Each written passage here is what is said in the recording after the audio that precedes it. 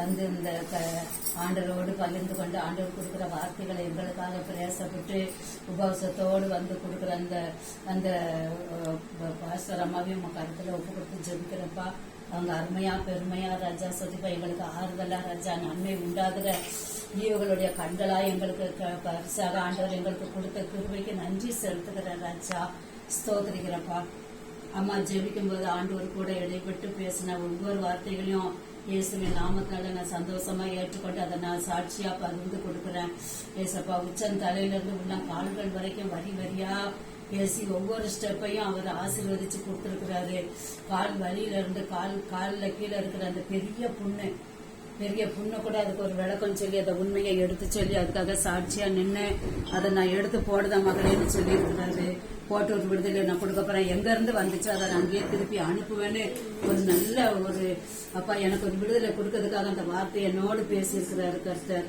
அவருக்காக அதுக்காக நன்றி செலுத்துக்கிறேன். அடுத்தது தொடையில இருந்து அடி வயிற்றுல இருந்து மேல் வயிற்றுல இருந்து இருதயத்துல இருந்து தொண்டையில இருந்து வாயில இருந்து கண்ணுல இருந்து எல்லாம் தலையில வரைக்கும் ஆண்டவர் ஒவ்வொரு பார்ட்ஸையும் விலாவரியா என்னென்ன கிரியைகள் நடந்து கொண்டு இருக்குதுன்னு சொல்லி அதுக்காக ஒரு விடுதலை எனக்கு அது கொடுத்திருக்கிறாரு. அதுக்காக கர்த்தர அளவுக்கு அதிகமா ஸ்தோத்திரிக்கிறேன். தொண்டையில கூட ஏதோ ஒரு கருப்பா ஒண்ணு கவ்விக்கிட்டு இருக்கிறத மாதிரி பேசி ஆண்டவர் எனக்காக கிருபையா இறங்கி வந்து அவருடைய நீதியின் வலதுகரத்தை கொடுத்து அந்த தொண்டையில இருந்து அந்த பிரச்சனையை வெளியில எடுத்திருக்கிறாரு. இது ஒரு பெரிய கிஃப்ட்.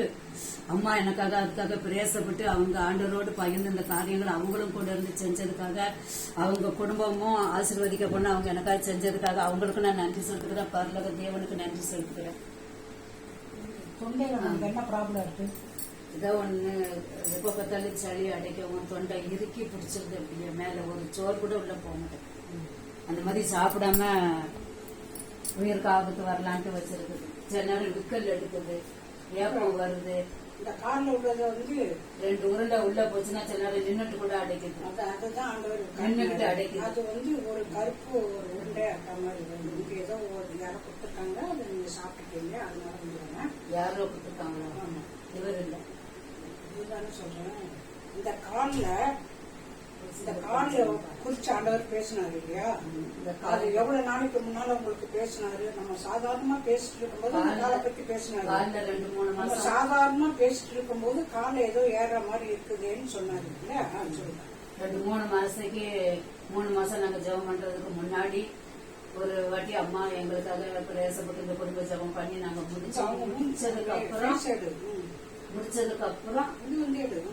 முடிச்சதுக்கு அப்புறம் ஆண்டவர் பேசினாரு.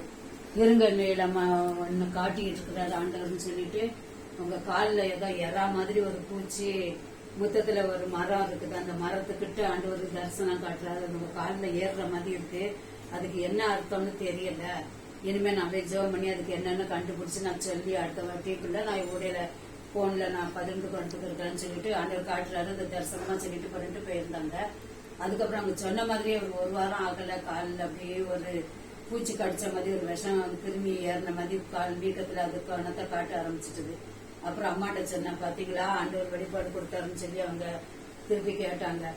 அதுக்கப்புறம் பார்த்தா காலில் பெரிய புண்ணாகி அது வீக்கமாகி அது ஒரு புண்ணாகி ஆஸ்பத்திரிக்கு அலைஞ்சி அம்மாட்ட அதுக்கப்புறம் ஜெபம் பண்ணி அதுக்குண்டான காரியங்களை அது ஒரு மந்திர வேலை தான்.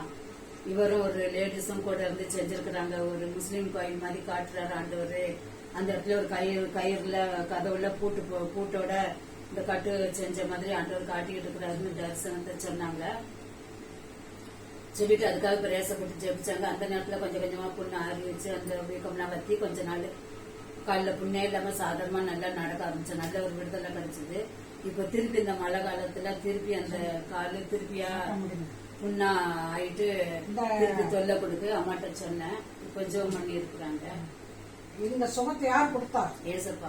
இந்த அற்புதத்தை யார் செய்தார்? பரலோக தேவன் தான். ஏசப்பா நாமத்துக்கு கொடாடி ஸ்தோத்திரப்பா.